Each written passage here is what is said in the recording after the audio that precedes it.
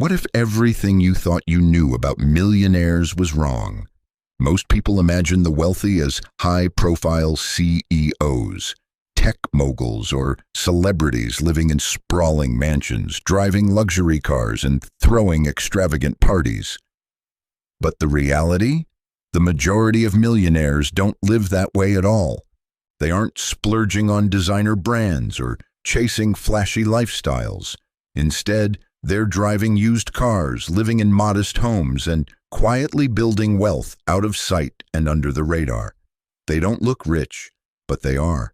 That's the surprising truth uncovered in The Millionaire Next Door, a groundbreaking study by Thomas J. Stanley and William D. Danko.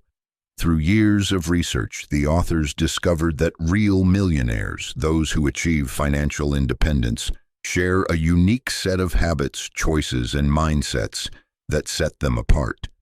And here's the best part. Their path to wealth isn't about luck, inheritance, or high incomes. It's about discipline, smart spending, and a long-term vision. So, who is this book for? Anyone who wants to break free from paycheck-to-paycheck living and start building lasting wealth.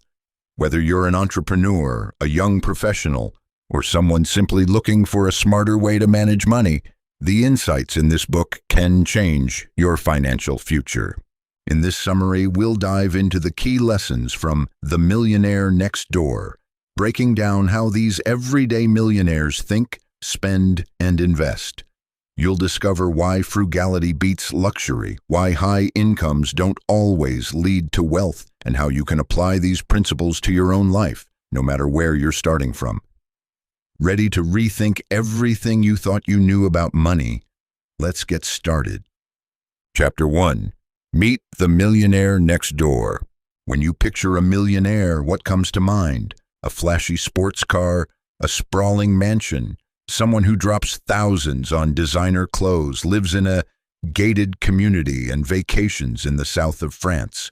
That's what most people think. And that's exactly why most people misunderstand what real wealth looks like. In The Millionaire Next Door, Thomas J. Stanley and William D. Danko flip that idea on its head. Through years of research, interviews, and detailed surveys, they discovered something surprising. Most millionaires don't live like millionaires. In fact, they live right next door in modest homes, driving used cars, clipping coupons, and budgeting carefully. They don't look rich. They are rich. And that's where the book begins, with a reality check, the myth versus reality. The authors kick things off by introducing two types of people. Under-accumulators of wealth, UAWs. These are people who earn a lot but spend even more. Their lifestyle is lavish, but their bank accounts are dry. Prodigious accumulators of wealth, PAWs. These folks may not look rich, but they save diligently, invest wisely, and accumulate real wealth over time. Stanley and Danko found that most truly wealthy Americans, those with a net worth of over $1 million, don't live in Beverly Hills or Manhattan. They live in middle-class neighborhoods, drive regular cars, and often own small businesses. Their wealth is built on discipline, not display.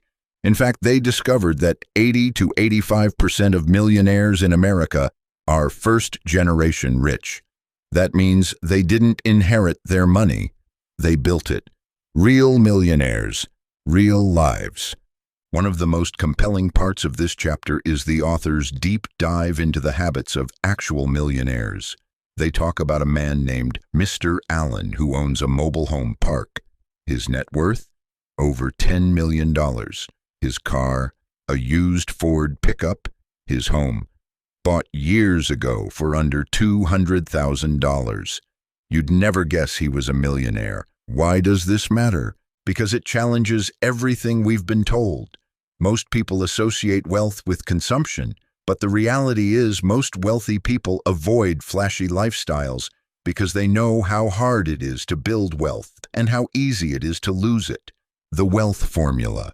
The authors introduce a simple formula to determine if you're on track to being wealthy. Expected net worth equals your age times pre-tax household income divided by 10. If your actual net worth is more than twice this number, you're a PAW, prodigious accumulator of wealth. If it's less than half, you're a UAW, under accumulator of wealth. Let's say you're 40 years old and make $100,000 a year. According to this formula, expected net worth equals 40 times $100,000 divided by 10 equals $400,000. If your actual net worth is $800,000 or more, you're a PAW. If it's $200,000 or less, you're a UAW. It's a powerful reality check, and it forces you to look past income and focus on what you keep. Why we misjudge wealth. Stanley and Danko explain that most Americans misjudge wealth because they confuse income with net worth. Just because someone earns a six-figure salary doesn't mean they're rich. If they're spending it all to maintain a high-status lifestyle, they may be living paycheck to paycheck. This is especially common in high-income professions. Doctors, lawyers, and executives often fall into the UAW category. Why? Because they feel pressure to look the part, buying the biggest house, the newest car, the designer wardrobe. But underneath, they're drowning in debt and have little saved for retirement. Meanwhile, millionaires next door are quietly building wealth by living well below their means. Income is not wealth. One of the most important distinctions in this chapter is this: income is not wealth. It's what you do with your income that determines your financial future. Millionaires understand this. They focus on converting income into assets, investments, real estate, retirement accounts, not into liabilities or status symbols. Take two families earning $200,000 a year. Family A spends $190,000 on lifestyle expenses. Family B lives on $80,000 and invests the rest. 10 years down the line, Family B will have built a sizable nest egg, while Family A is stuck in the same financial rut, regardless of income. The lesson? It's not what you earn, it's what you save and invest. Self-made success. Another myth the authors bust is that most millionaires inherited their wealth. The truth? Only about 20% did. The overwhelming majority are self-made. They didn't strike it rich overnight. They built businesses, invested consistently, and practiced long-term thinking. They also work incredibly hard. The average millionaire works 45 to 55 hours a week, runs their own business or is self-employed, and rarely takes on extravagant vacations. They're disciplined, focused, and intentional with their time and money. And here's a fascinating detail. They spend more time planning their investments than watching TV. That one habit alone sets them apart from the average American. The importance of values. What drives these millionaires isn't greed, it's values. Many of them grew up in middle or working-class families where frugality and hard work were core beliefs. They carried those lessons into adulthood. They budget, they plan, they track expenses, and they teach their kids the value of a dollar. One of the key takeaways from this chapter is that the wealthy think long-term. They don't chase trends. They build stability. Their goal isn't to impress others, it's to create freedom. Living below their means. If there's one phrase that sums up this entire chapter, it's this: they live well below their means. This isn't about deprivation, it's about choice. Millionaires choose to buy used cars instead of leasing luxury vehicles. They choose modest homes in safe neighborhoods instead of oversized houses with high mortgages. They choose home-cooked meals over dining out every night. And those choices compound over time.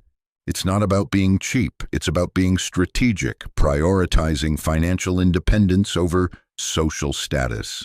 The millionaire mindset. This chapter closes with a powerful insight. Becoming wealthy isn't just about numbers, it's about mindset. Millionaires aren't smarter than everyone else. They just think differently. They resist the temptation to keep up with the Joneses. They set goals. They delay gratification. They track where their money goes. And they consistently make decisions that grow their wealth over time. They understand that freedom is more valuable than flash. Security is more rewarding than status. And owning your time is the ultimate form of wealth. Key takeaways: most millionaires don't look rich. They live in average neighborhoods, drive average cars, and spend far less than they earn. Wealth is what you accumulate, not what you spend. Big income means nothing if you're not saving and investing it. Use the wealth formula to measure your financial health. Age times income divided by 10 equals expected net worth. Most millionaires are self-made, not trust fund babies. Frugality, discipline, and long-term planning are the real drivers of wealth. Living below your means is the foundation of financial independence. This first chapter sets the tone for the entire book. Wealth isn't about income or appearances. It's about consistent, intentional choices that build lasting financial freedom. Chapter 2. Frugal, frugal, frugal. If Chapter 1 was about shaking up your image of what a millionaire looks like, Chapter 2 digs into how they actually live, and one word sums it up: frugally. But don't confuse frugal with cheap. Being frugal isn't about deprivation or living miserably.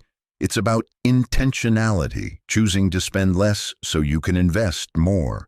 Real millionaires, the ones who live in modest neighborhoods and build wealth quietly, have a deep respect for the value of money, and that mindset is what sets them apart from everyone else chasing the latest status symbol.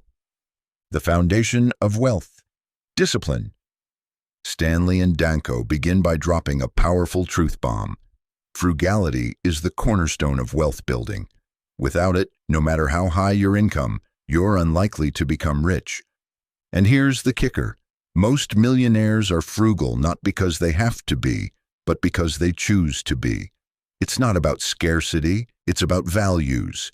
They don't equate spending with happiness or success. They equate financial freedom with peace of mind. These are the kinds of people who will shop for bargains even when they can afford to pay full price, drive the same car for 10 years, budget their monthly expenses like clockwork, delay luxury purchases for years, or avoid them entirely. Their goal is never to impress neighbors. It's to build security. Millionaire budgeting habits. The authors introduce us to the budgeting habits of actual millionaires. You might assume that someone with $5 million in the bank doesn't need to worry about a budget, but that's where you'd be dead wrong. In fact, PAWs, prodigious accumulators of wealth, are often obsessive about where their money goes. They track spending, review financial statements, analyze their investment portfolios, and plan their spending months, sometimes years, in advance. In one example, a wealthy couple earning over $700,000 a year had a meticulously detailed monthly budget. They reviewed every category, from groceries to dry cleaning, and monitored whether they were staying on target. Meanwhile, UAWs, under-accumulators of wealth, often don't budget. Why? Because their lifestyle consumes all of their income. They make emotional purchases, try to keep up appearances, and avoid financial planning altogether. Their wealth potential evaporates in designer labels, new cars, and high-end homes. Living well below their means. Stanley and Danko emphasize that PAWs consistently live well below their means, not slightly below, not at their means, well below. This means they're not just cutting coupons, they're making intentional life decisions that create a long-term surplus. Buying a $250,000 house when they could afford a $750,000 one. Driving a fully paid-off Toyota instead of leasing a BMW. Choosing Costco over Whole Foods for everyday groceries. sending their kids to quality but affordable public schools. It's not about being stingy, it's about financial control. The frugal lifestyle isn't temporary. Here's something most people miss. Paws don't suddenly become big spenders once they reach millionaire status. Their frugal habits are lifelong, and often they were instilled early by parents or life experiences. Many millionaires in the study had modest upbringings. They learned how to stretch a dollar, fix things themselves, avoid debt, and save for the future. These early habits became part of their identity and didn't change just because they got rich. One millionaire shared how, even after becoming financially independent, he continued packing his own lunch every day and repairing his own appliances. To him, frugality wasn't a sacrifice, it was freedom. Millionaires avoid hyperconsumption. One of the biggest traps in American culture is hyperconsumption. The idea that more stuff equals more happiness. Bigger homes, fancier vacations, flashier cars. It's a never-ending treadmill. PAWs step off that treadmill. They understand that every dollar spent is a dollar that could have been invested, a dollar that could have compounded into 10 in the future. So they're intentional with every purchase. Stanley and Danko point out that many wealthy people don't care about looking wealthy. They're not buying luxury brands to gain social approval. They're more concerned with results, financial growth, security, and independence. In contrast, UAWs are often deeply embedded in the consumption culture. They believe they need to spend to appear successful. Ironically, this is the very behavior that prevents them from ever becoming successful financially. Case study: The Frugal Surgeon. In one eye-opening case, the authors share the story of a surgeon with a $400,000 annual income. On paper, this guy should be rolling in wealth. But after accounting for a lavish home, 3 luxury cars, private schools, designer clothes, and high dining expenses, he had virtually no savings. Compare that with a middle-aged couple who ran a small pest control business. Their combined income never exceeded $80,000, yet they had over $1.5 million in investments. How? Frugality, discipline, long-term thinking. It's not about how much you make, it's about how much you keep. Budgeting is a tool, not a burden. For many people, budgeting feels restrictive, but millionaires treat it like a GPS. It helps them get where they want to go. Most PAWs develop budgeting systems early in life and tweak them over time. These systems help them control spending, minimize waste, and make decisions aligned with their financial goals. Some even gamify it, challenging themselves to spend less on groceries this month or beat last year's savings rate. They take pride in financial efficiency the same way others take pride in driving a luxury car. In their minds, budgeting isn't about cutting back. It's about power, the power to say no, the power to invest more, the power to walk away from a job they hate. Spouses and financial alignment. One major pattern the authors discovered: millionaire couples are almost always financially aligned. That doesn't mean they never disagree. It means they share the same core values. They both believe in saving. They both avoid debt. They both support long-term planning. In fact, most PAW households reported that both spouses were involved in budgeting and financial decisions. In contrast, UAW households often had one spouse trying to save while the other splurged, creating conflict and financial instability. If you want to build wealth as a team, you need shared goals, transparency, and mutual respect for money. Otherwise, even the best financial strategies will fall apart. Teaching frugality to the next generation. Here's another golden insight. The millionaires next door don't just live frugally, they teach frugality. They don't spoil their kids. They don't cover every expense or shower them with lavish gifts. Instead, They encourage independence, hard work, and budgeting. They teach their children how to manage a checking account, create savings goals, and understand the value of compound interest. Many even require their kids to work summer jobs, not because they need the money, but because it builds character. Why? Because they know inherited wealth without discipline often leads to disaster, and they want their kids to build their own wealth, not just inherit it. The frugal paradox. There's an almost paradoxical twist to this chapter. The more you live below your means, the more your means tend to grow. That's because frugality frees up capital to invest, and that investment over time builds exponential wealth. It also gives you options. You can change careers, take time off, pursue passion projects, or retire early, all because you controlled your spending when others didn't. And here's the beautiful part. Most PAs say they don't feel deprived. They feel liberated. They're not slaves to debt. They're not stressed by bills. They're not living paycheck to paycheck. They have peace of mind, something money alone can't buy. Key takeaways. Frugality is the #1 factor in wealth building. Without it, even high income can't guarantee wealth. Most millionaires budget carefully and live well below their means, even when they don't have to. Spending doesn't equal success. In fact, avoiding flashy purchases often leads to greater financial security. PAWs invest instead of consume. Every dollar saved is a dollar working for them. Financially successful couples are aligned in their values and budget as a team. Teaching frugality to your kids is more valuable than giving them money. Ultimately, this chapter reinforces a powerful truth. Frugality isn't about what you sacrifice, it's about what you gain. And what you gain is control, freedom, peace, and long-term wealth. Chapter 3. Time, energy, and money.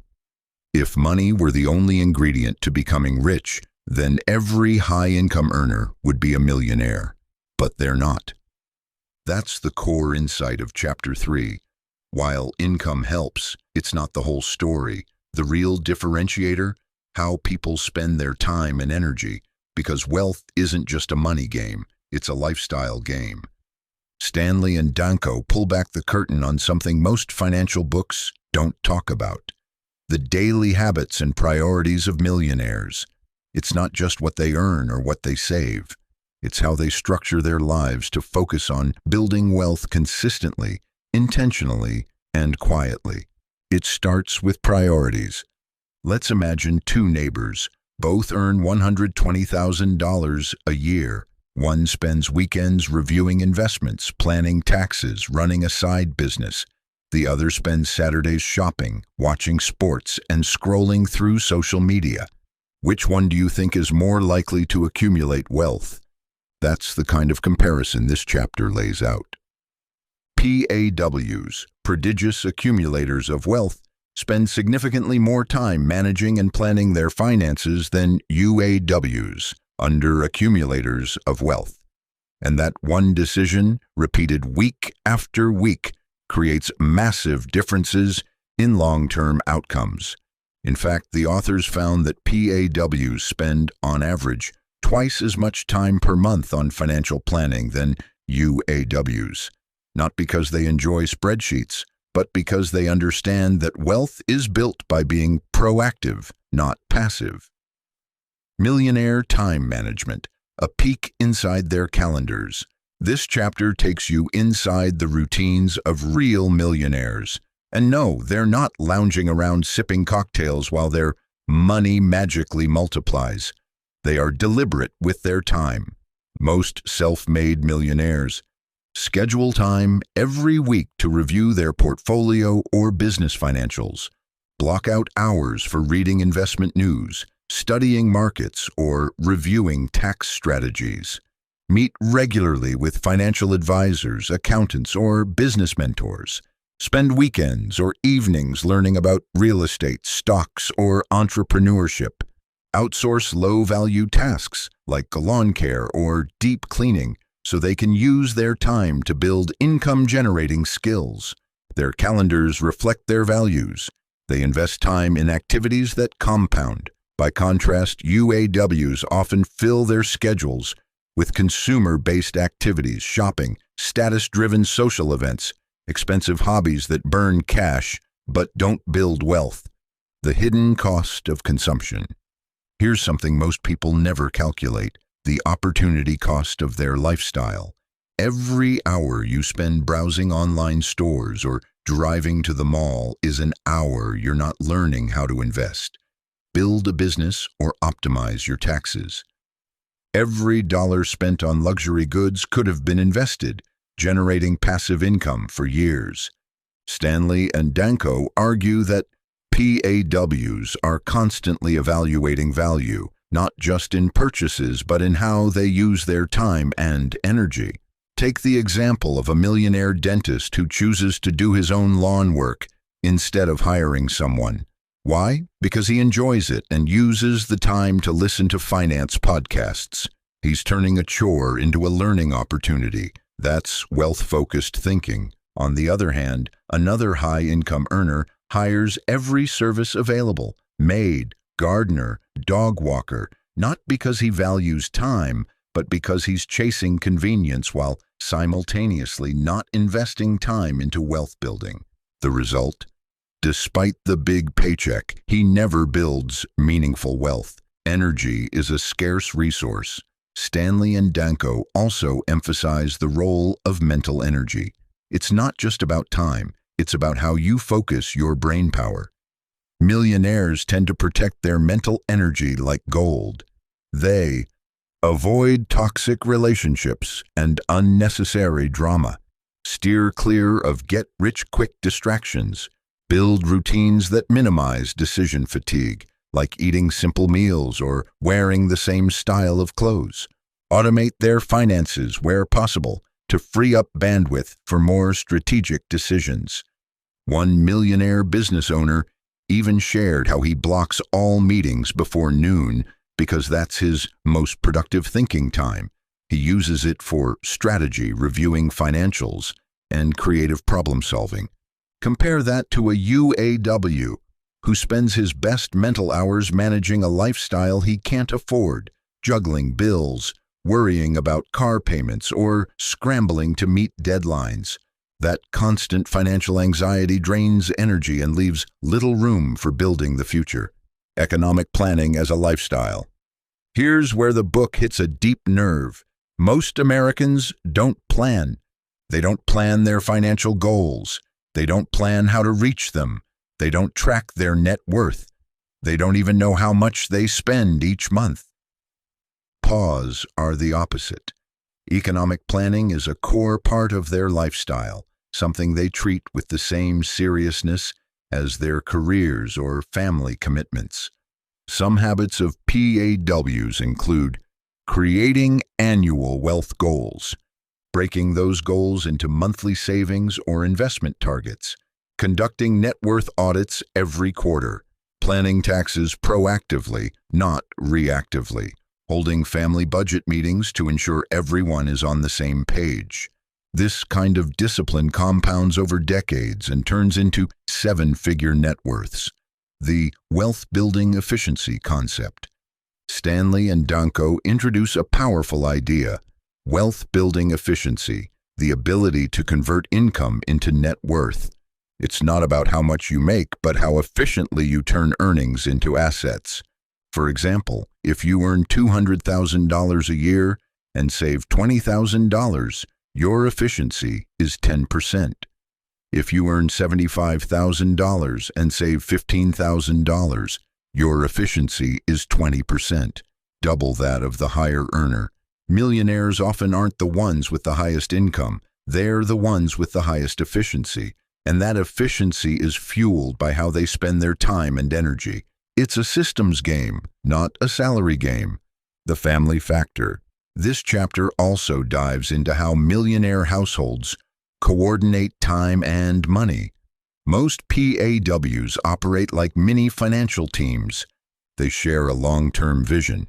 They allocate roles: who tracks expenses, who pays bills, who manages investments. They check in regularly, adjust strategies, and make financial planning a routine part of their life. Compare this to many UAW households, where financial matters are avoided, partners aren't aligned, and money is often a source of conflict or confusion. In PAW households, time and energy are optimized together, which amplifies their wealth-building power. It's not about being a genius. Some people think millionaires are financial wizards. They're not. Most of them simply follow boring, repeatable, smart systems, and they stick with them over time. They invest in low-cost index funds. They build businesses with consistent cash flow. They minimize taxes, avoid consumer debt, and budget ruthlessly.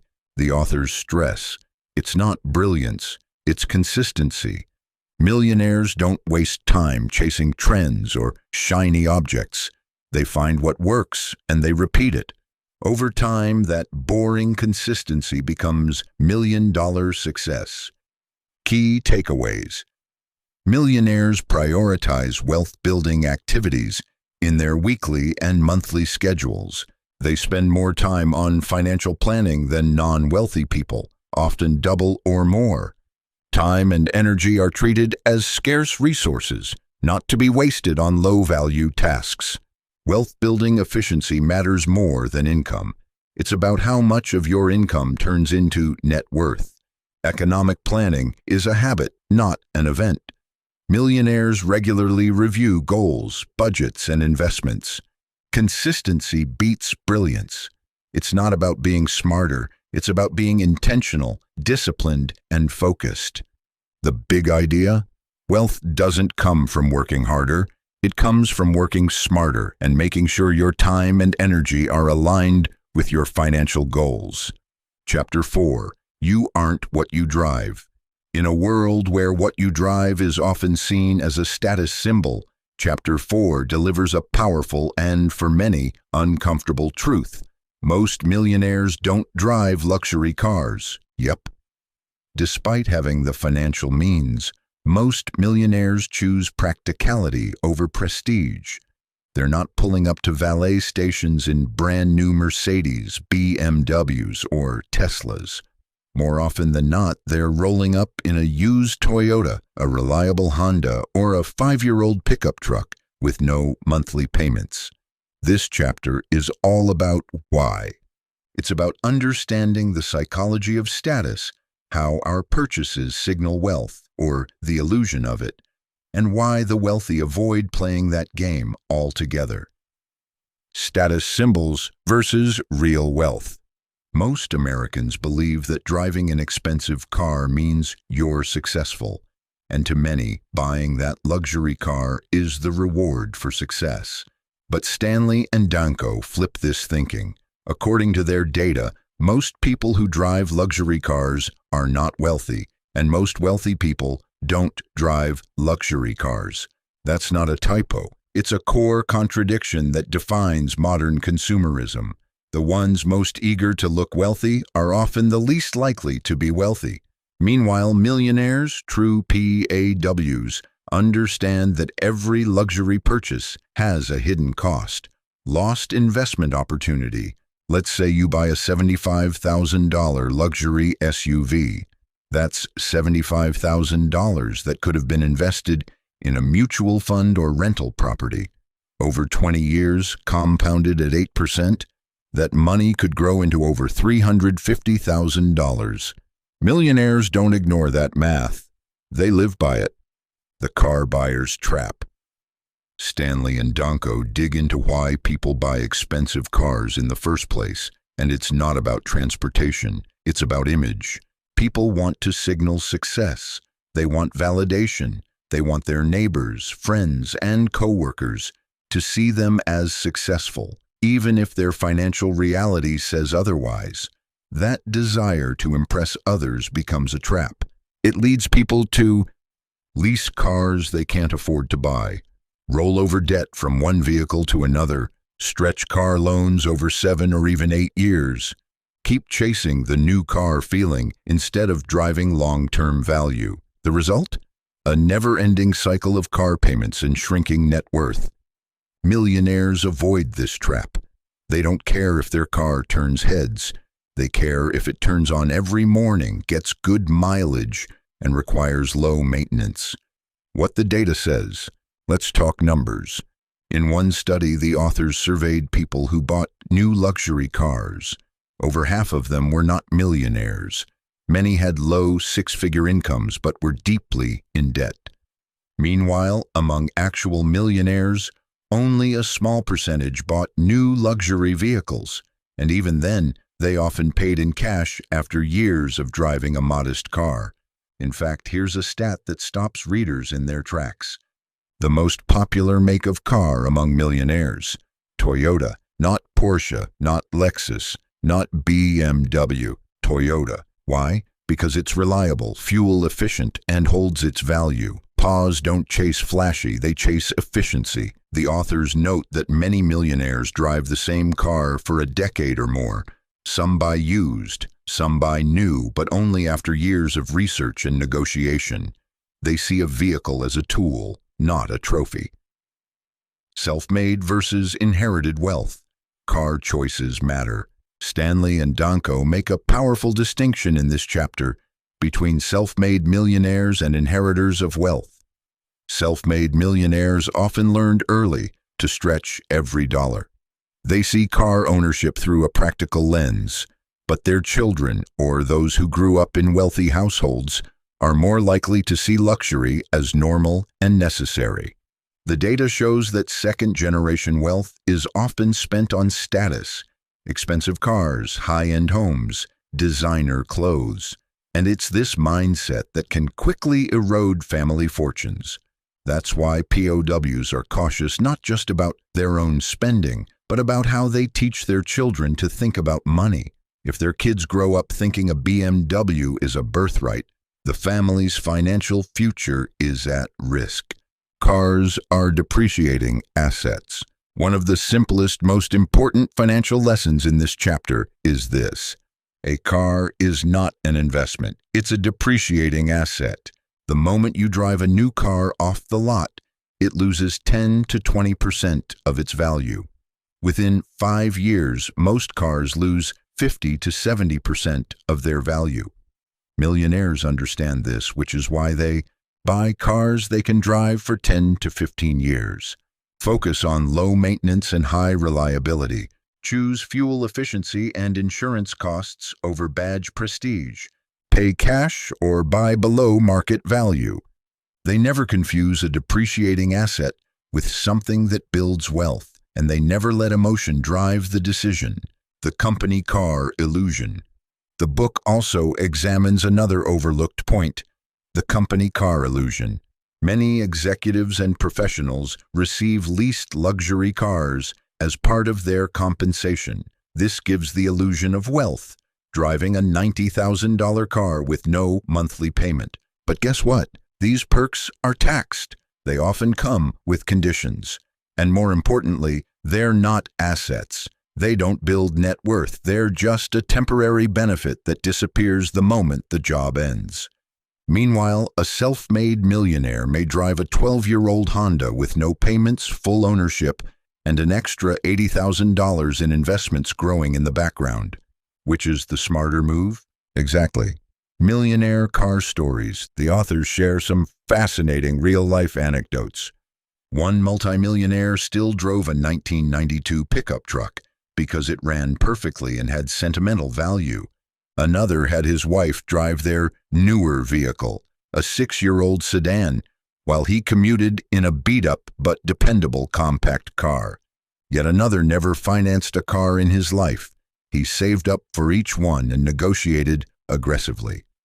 What all these stories have in common is mindset. These individuals didn't see their vehicles as reflections of self-worth. They saw them as tools to serve their larger purpose: financial freedom. The psychological shift. This chapter isn't just about cars, it's about identity. The reason so many people make poor financial decisions is because they tie their self-image to what they own. The authors argue that real financial growth begins when you let go of that thinking. Paws don't need external validation, they're internally motivated. They derive satisfaction from financial security, not from what others think.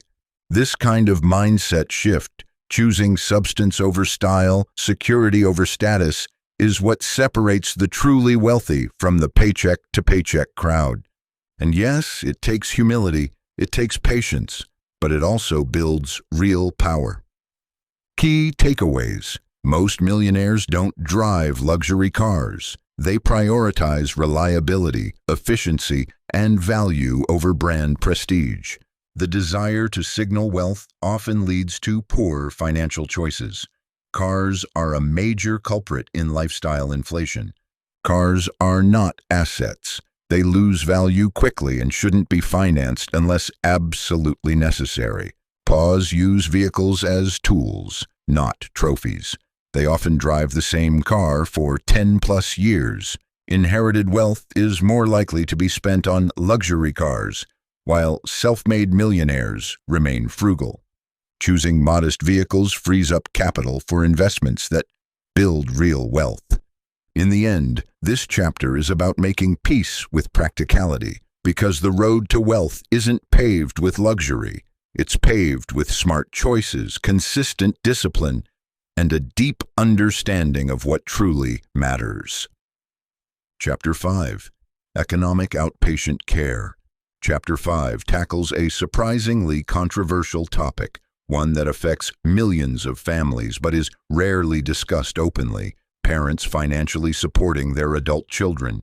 Stanley and Danko call it Economic Outpatient Care, EOC, a term that refers to any financial assistance parents give their grown children. This can include paying their rent or mortgage, covering their car payments, funding vacations or luxury purchases, helping them maintain a lifestyle they can't afford on their own. And the big question of the chapter is this: does giving adult children money help them succeed or set them up to fail? The answer: more often than not, it does harm. This chapter may be the most eye-opening, and for some, the most uncomfortable, in the entire book. It forces readers to examine not just money habits, but the emotional strings attached to financial support. What is economic outpatient care? Think of EOC as a financial IV drip. Just like a patient who receives medicine or fluids without being admitted to the hospital, recipients of EOC receive regular doses of money from their parents, without having to earn or manage those resources on their own. It might start innocently: a check for $2,000 to help with a new car, a gift toward a house down payment, help with credit card bills. But over time, this turns into dependency, and worse, it stunts the child's ability to accumulate wealth independently. Stanley and Danko don't suggest that parents should never help their kids. Instead, they make a clear distinction. Help that teaches independence is good. Help that enables dependence is dangerous. The data doesn't lie. Here's the shocker: adult children who receive regular financial support from their parents are statistically less likely to become wealthy. The author's research reveals that the more money adult children receive, the less wealth they accumulate. The less money adult children receive, the more wealth they tend to accumulate. Why? Because when you don't have a safety net, you learn to build your own. You become more frugal, more intentional, and more driven.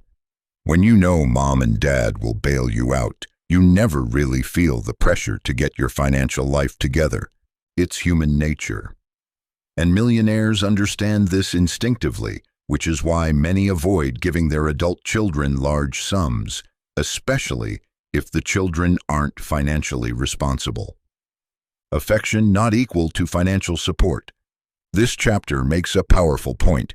Providing economic support is not the same as providing love. Many parents feel guilty about not helping their children financially. They fear being seen as cold, selfish, or uncaring. But Stanley and Danko argue that real love often looks like tough love, the kind that builds independence, not entitlement.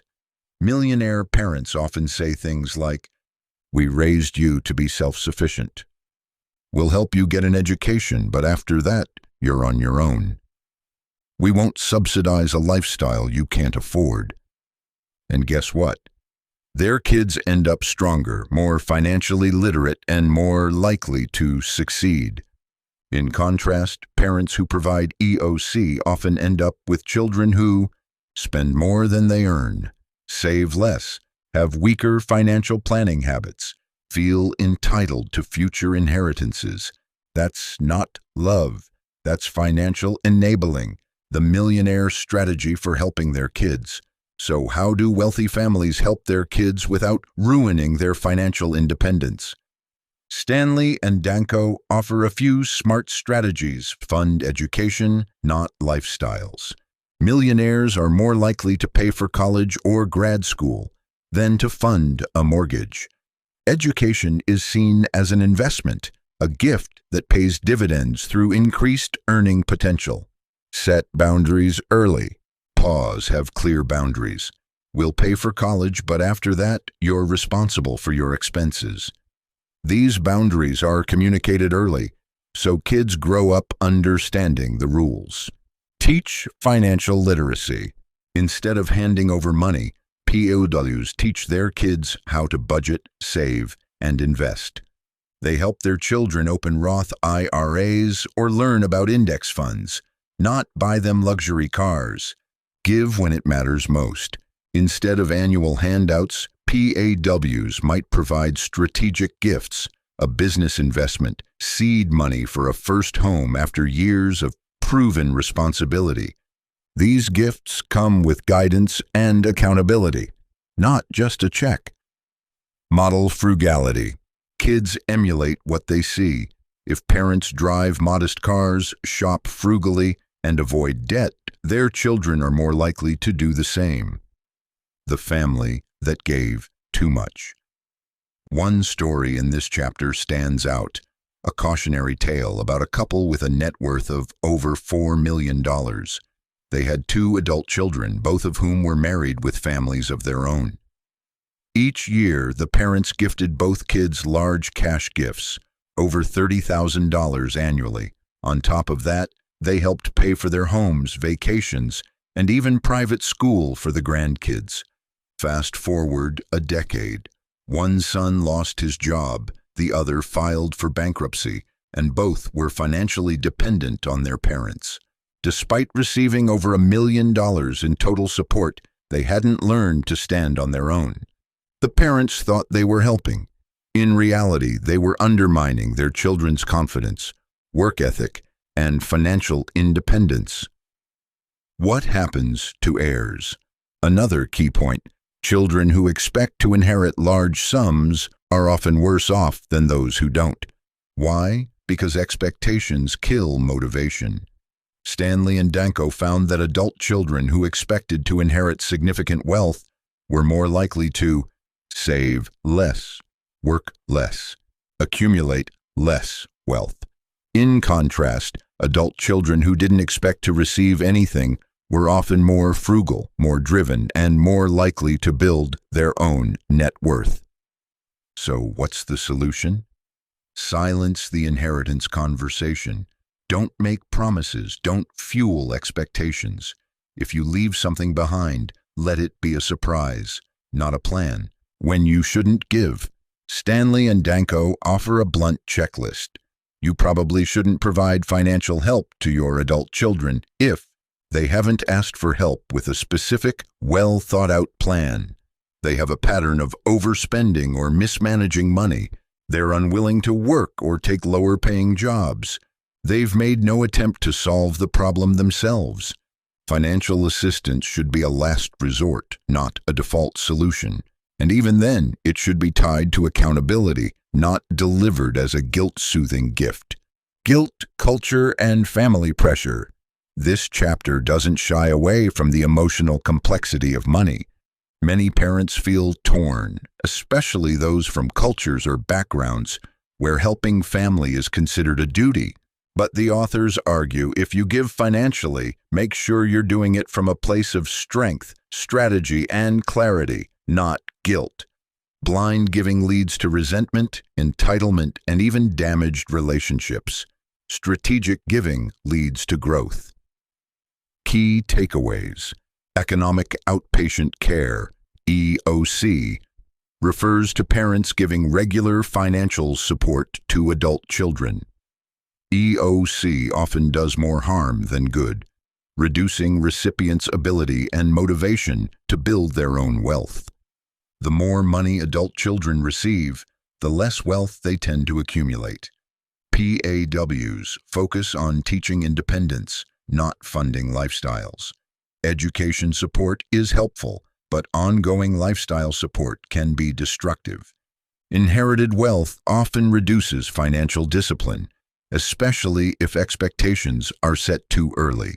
Set boundaries, teach financial literacy, and model responsible money behavior. This chapter isn't just about finance, it's about family dynamics, emotional intelligence, and the courage to say, I love you, but I won't pay for your lifestyle.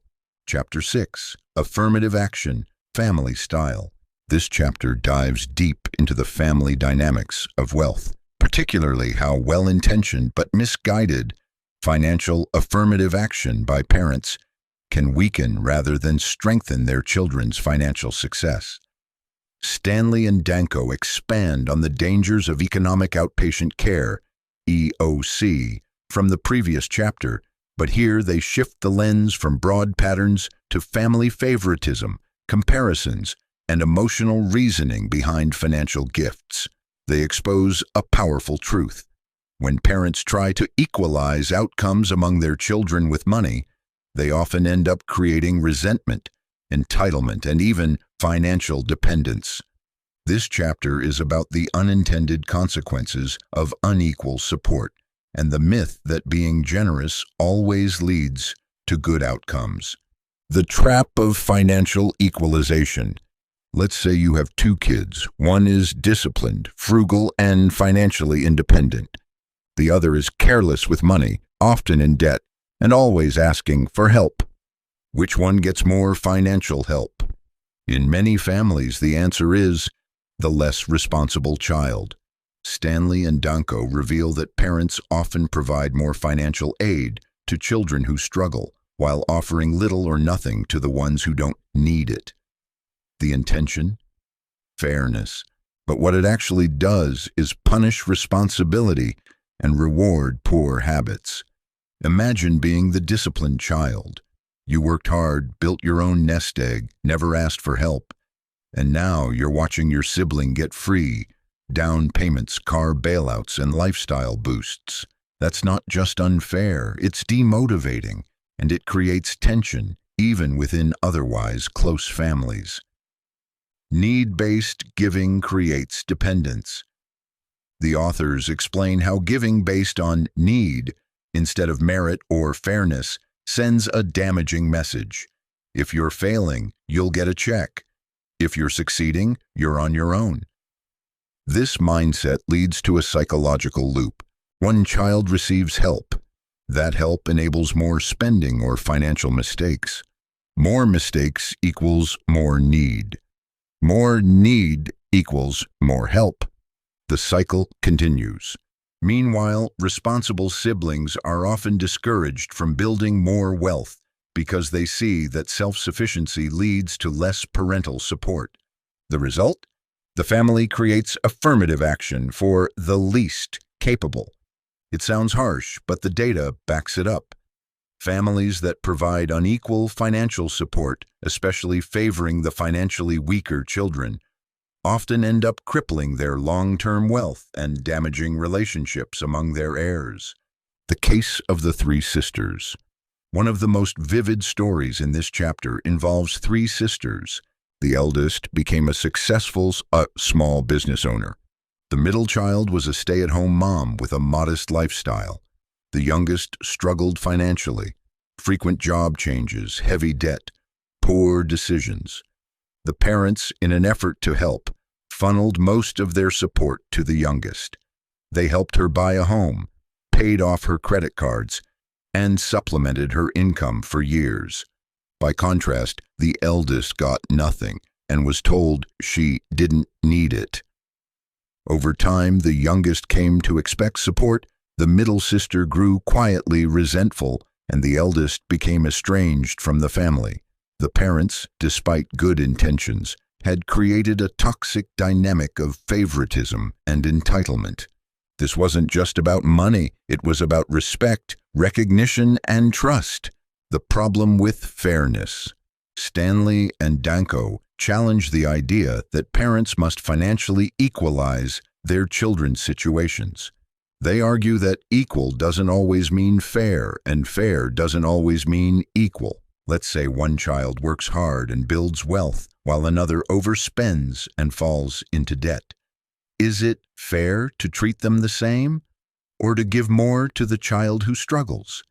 Many parents try to play financial referee, constantly adjusting support to keep things even. But this often results in lifelong sibling resentment, confusion over inheritances, conflicts at funerals or in estate settlements, a lasting belief that money equals love. The authors make it clear, treat your children equally in affection and respect, but not necessarily with financial gifts. What millionaire families do differently. Millionaire parents, true PAWs, tend to avoid emotional giving. Instead, they follow a few key principles.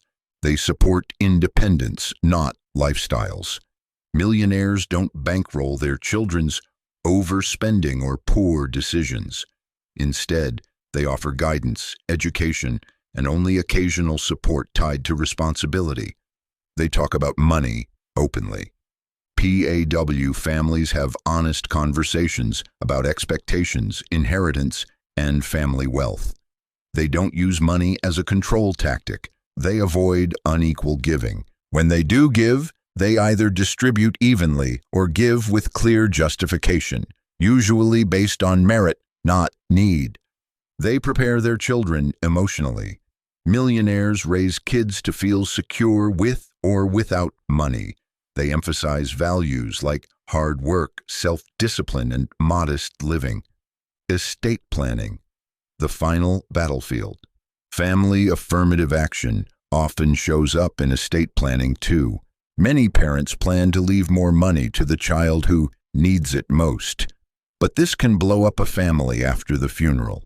Imagine reading your parents' will and finding out your sibling inherited 70% of the estate because she had it harder. Suddenly, grief turns into anger. Love turns into resentment. Stanley and Danko strongly advise against this. Their recommendation: avoid unequal inheritances unless absolutely necessary. If you must give differently, communicate early and clearly. Better yet, give while you're alive, so you can explain your reasoning and avoid future drama. The authors also suggest not promising anything to your children in advance. The less they expect, the more likely they are to stay motivated and independent. Emotional giving not equal to smart giving. One of the most powerful insights in this chapter is that emotional giving often disguises unresolved guilt or fear. Some parents give more to make up for past mistakes. Others give because they fear losing the love of their child. Some try to buy peace in the family by throwing money at problems. But these emotional motivations rarely lead to good financial decisions. Stanley and Danko argue that parents need to get clear on their own values and boundaries before they start distributing wealth. Otherwise, they risk damaging the very relationships they're trying to preserve. The sibling effect. A recurring theme is that sibling rivalry is often fueled by money mismanagement by the parents. When one sibling receives more help, the others notice, even if they don't say anything. Over time, those feelings grow. Millionaire families often avoid this dynamic by being transparent about support or lack of it. involving all adult children in estate discussions, documenting gifts and loans formally, keeping detailed records to avoid future disputes. It's not about being cold, it's about being clear. Key takeaways. Affirmative action, family style, refers to unequal financial help based on need, not merit. Parents often unintentionally penalize responsible children by giving more to the less responsible ones. Unequal financial support creates resentment, entitlement, and sibling conflict. PAW, families support independence, not lifestyles. They raise kids to stand on their own. Estate planning should avoid favoritism. If unequal, it must be clearly explained. Emotional giving often stems from guilt or fear, not smart planning. At its heart, this chapter is about loving your children enough to say no and setting boundaries that foster independence, confidence, and long-term harmony. Chapter 7. Find your niche. If the earlier chapters explored how millionaires live and raise their families, Chapter 7 dives into how they make their money in the first place, and the answer might surprise you. Spoiler: most millionaires didn't become wealthy by climbing the corporate ladder at Fortune 500 companies or inheriting trust funds. They did it by finding a lucrative niche, a specific market or business opportunity where they could thrive, and then sticking with it, mastering it, and scaling it slowly and quietly. This chapter is a celebration of the entrepreneurial mindset and a powerful reminder that wealth is often built in unsexy, overlooked industries. Millionaires are more likely to be self-employed. The data is clear. 2/3 of millionaires are self-employed, and most of them own small, unglamorous businesses.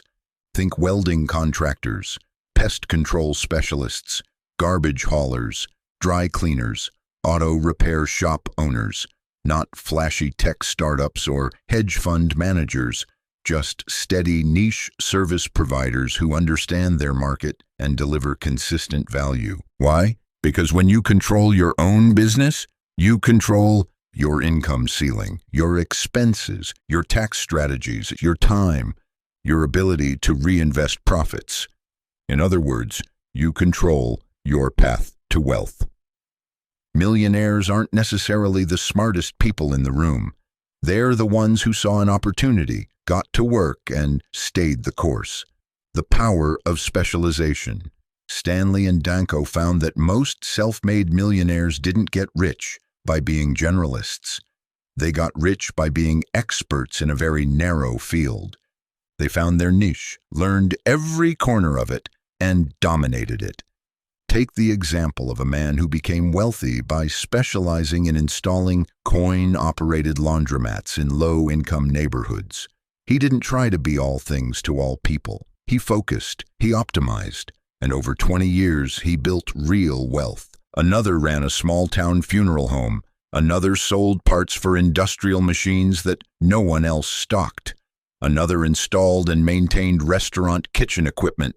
The common theme? They picked a niche no one else was looking at and went deep instead of wide. The boring business advantage. One of the most fascinating takeaways from this chapter is that the most profitable businesses are often the least glamorous. Stanley and Danko call these dull, normal businesses, the kind people overlook because they don't sound exciting at cocktail parties. But these boring businesses offer several millionaire-friendly features: low competition, steady demand, recurring customers, predictable income, high margins when run efficiently. And because they're not sexy, few people chase them, leaving room for the smart, frugal operator to build wealth quietly. This is why millionaires often say things like, "I don't love the business, I love what it does for my family." It's not glamorous, but it pays in cash. I'd rather be rich than look important. Why corporate careers rarely lead to wealth. Stanley and Danko don't hate corporate jobs, but they point out some cold, hard truths. Most employees, even high earners, have limited control over their income. Corporate ladders are slow and political. Raises and bonuses are often out of your hands. You have fewer tax advantages. You're always one layoff or restructuring away from starting over. This is why many high-income professionals, lawyers, doctors, executives are still UAWs, under accumulators of wealth. They spend to maintain their image, but they don't accumulate assets. Meanwhile, the dry cleaner who owns 3 locations and drives a used car has a 7-figure portfolio. Entrepreneurial traits of millionaires. So, what sets these business-owning millionaires apart? Here are some common traits Stanley and Danko observed. They're disciplined. They don't chase every opportunity. They build one thing well. They're frugal. They reinvest in their business, not their lifestyle. They're obsessed with value. They constantly look for ways to lower costs, improve efficiency, and deliver for their customers. They're humble. They don't need flashy offices, logos, or brands. They care about results. They have a long-term mindset. They're not trying to exit in 2 years. They're building generational assets. One millionaire janitorial business owner told the authors, "I never made more than $80,000 in salary, but I saved 30% of it and bought real estate on the side. Now I have 42 properties." That's millionaire thinking. The family business, pros and pitfalls. Many self-made millionaires eventually involve their children in their businesses. Sometimes this works beautifully, creating generational wealth and strong family bonds. But other times, it backfires. Stanley and Danko share stories of adult children who expected to take over a business without paying dues or learning the ropes. They also describe businesses that fell apart after being passed to unprepared heirs. Their advice? Let your children earn their way in. Require them to work outside the business first. Teach them to respect the value of money, not just inherit it. Only bring them in if they show genuine interest and capability. A business can be a powerful tool for wealth, but only if managed with discipline across generations. Not every niche pays the same. Of course, not every niche business is automatically profitable. You need demand, a problem people will pay to solve. Margin, a way to keep costs low and profits high. Scalability, a way to grow without burning out. Resilience, a model that can survive downturns and competition. Millionaires don't chase fads. They pick durable, underserved markets and build smart systems. They also know when to pivot. One man profiled in the book started by cleaning office buildings, then transitioned into commercial carpet cleaning, then expanded into property management. Each step was a logical extension of his niche. He didn't reinvent himself, he evolved within his space. Millionaires aren't luckier, they're niche pickers. People love to say millionaires got lucky. Stanley and Danko shut that down. Yes, some luck helps, but it's not the main driver. The real difference is that millionaires put themselves in the right environment for luck to find them. Work hard in a specific direction, not everywhere at once. Say no to distractions and stick with their lane. They don't chase the next big thing. They dig deep into their niche, master it, and extract long-term value. What you can do. You don't need to start a business tomorrow, but if you want to adopt the millionaire mindset, ask yourself, what niche do I know better than most people? What problem can I solve consistently and profitably? Where do I have an unfair advantage? How can I monetize my skills in a way that scales? Even within a job, you can specialize. You can become the go-to person in your department. You can build a side hustle around your niche. You can invest in businesses that serve durable markets. Millionaires think this way. They don't ask, how can I get rich? They ask, where's the value and how can I be the best at delivering it? Key takeaways. 2/3 of millionaires are self-employed. mostly in niche, unglamorous industries. Specialization beats generalization. Wealth is built by becoming an expert in one specific area. Boring businesses are often the most profitable. Steady demand, low competition, repeat customers. Corporate jobs offer limited wealth-building potential, especially when tied to image-driven lifestyles. Entrepreneurs build wealth by reinvesting in their business, minimizing personal spending, and thinking long-term. Family businesses can be powerful or destructive, depending on how they're passed down. Millionaires aren't lucky, they're strategic. They pick niches, stick with them, and scale smart. Bottom line, find your niche, dominate it, and grow slow and steady. Chapter 8. Jobs. Millionaire versus heirs. In the final chapter of The Millionaire Next Door, Stanley and Danko deliver a bold, unapologetic message. If you want your children to become millionaires, don't just leave them money, leave them the right mindset. This chapter is a deep dive into how different mindsets about work, success, and wealth play out between two distinct groups. The millionaires who built their own wealth, the creators, their children, the heirs, who often struggle to repeat that success. It's a fascinating, sometimes sobering look at what really determines long-term financial success and how the values tied to work itself play a bigger role than inheritance, education, or even income. The value of work. Self-made millionaires, the PAWs, prodigious accumulators of wealth, tend to have one thing in common. They value hard work, not just as a means to earn money, but as a core part of their identity. They love building, solving problems, finding customers, closing deals. Even the millionaires in unglamorous industries take pride in being excellent at what they do. Work isn't something they avoid, it's something they engage in with passion and ownership. This mindset builds discipline, resilience, and wealth over time. But here's where it gets tricky. Their children often don't inherit the same work ethic. The problem with heirs. Stanley and Danko found that many children of millionaires, especially those who grew up in financially comfortable environments, struggle to replicate their parents' success. Why? Because they were shielded from the struggle that made their parents strong.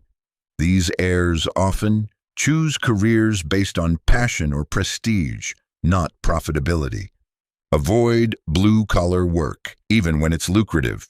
Rely on parental support longer than necessary.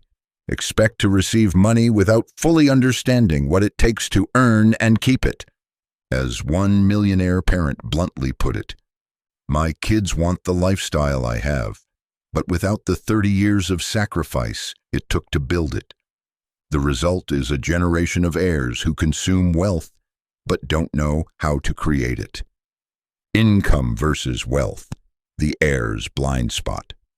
One of the most revealing patterns in this chapter is that heirs tend to focus on income, while their millionaire parents focused on net worth. The self-made millionaires lived below their means and focused on accumulating assets. Their children, on the other hand, often chase high-paying jobs to maintain a lifestyle they've grown used to. But high income doesn't equal wealth, especially if it's paired with high spending. The authors found that heirs working in high-prestige professions, lawyers, doctors, consultants, were often UAWs, under-accumulators of wealth, despite impressive salaries. Why? Because they took on huge debts to get their degrees, bought expensive homes and cars to match their status, had little time or energy left for planning and investing. Meanwhile, their parents, who may have owned plumbing companies or dry cleaning chains, quietly built multi-million-dollar portfolios through consistent saving and investing, the career path of a millionaire. Stanley and Danko profile the typical career journey of a PAW. They start young, often working part-time jobs as teens. They pick practical careers, business, sales, trades, or services. They often start their own businesses in their 30s or 40s. They reinvest earnings, live frugally, and avoid debt. They retire comfortably, often with much more wealth than they ever imagined. In contrast, heirs often have a delayed entry into the workforce. They pursue advanced degrees without clear ROI. They expect a certain lifestyle immediately without earning it first. The result? A dependency on family money or on keeping up appearances with excessive spending and debt. How millionaires raise their children. Differently, the most successful millionaire parents in the study didn't just hand out money, they taught their kids how to think. Here are their strategies. Work early, work often. Many millionaires require their kids to get jobs in high school and college. These jobs build discipline, confidence, and an appreciation for money. Avoid over-subsidizing. PAW parents are cautious about paying for luxury items, cars, vacations, high-end apartments. They teach their kids to earn what they want, not expect it as a gift. Emphasize profitable skills. While supporting education, they guide kids toward fields with actual earning potential and demand. Model financial discipline.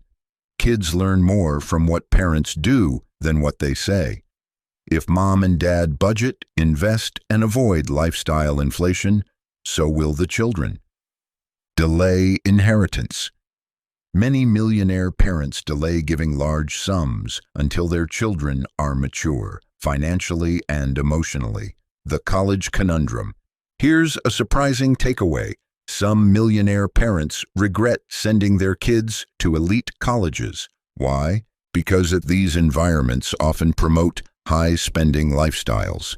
They instill a mindset that only prestigious jobs are worth pursuing. They increase expectations without improving financial literacy. Some heirs graduate with a mindset of entitlement rather than independence.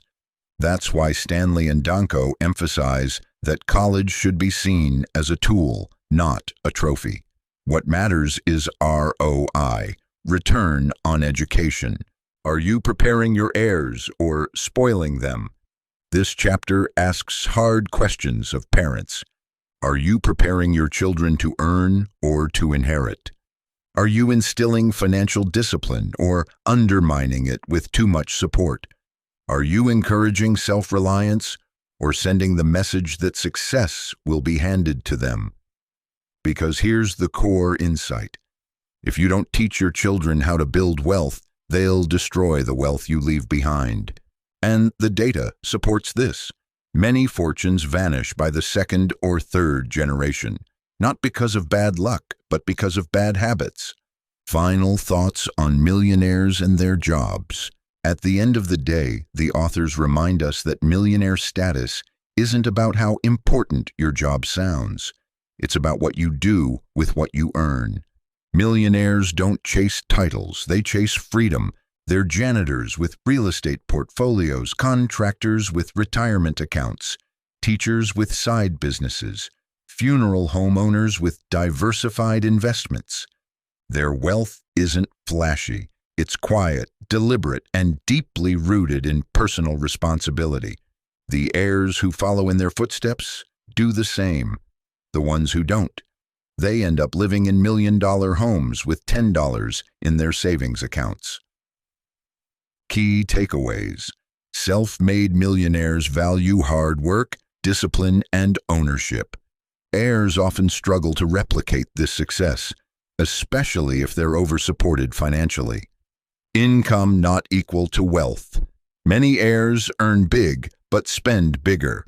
PAW parents raise independent kids, not entitled ones. Successful millionaires emphasize profitable skills and real-world experience, not just prestige. Avoid over-subsidizing your children's lifestyle. It weakens their financial development. Focus on mindset, not just money. That's what creates generational wealth. This chapter wraps up The Millionaire Next Door with a call to action. Don't just build wealth. Build a legacy of values. Because true wealth isn't measured in dollars. It's measured in discipline, character, and the ability to pass on wisdom that outlasts your bank account. Conclusion, and there you have it, the surprising, eye-opening, and, at times, humbling truths from the millionaire next door. This isn't a book about get-rich-quick schemes, investment hacks, or flashy financial trends. It's a mirror held up to our spending habits, our values, and the cultural myths we buy into about what it means to be wealthy. The reality: most millionaires aren't living in gated communities or driving sports cars. They're your neighbors, your small-town business owners, your blue-collar workers who quietly built wealth the old-fashioned way, through discipline, frugality, consistency, and a deep respect for the power of long-term thinking. Wealth isn't about income, it's about behavior.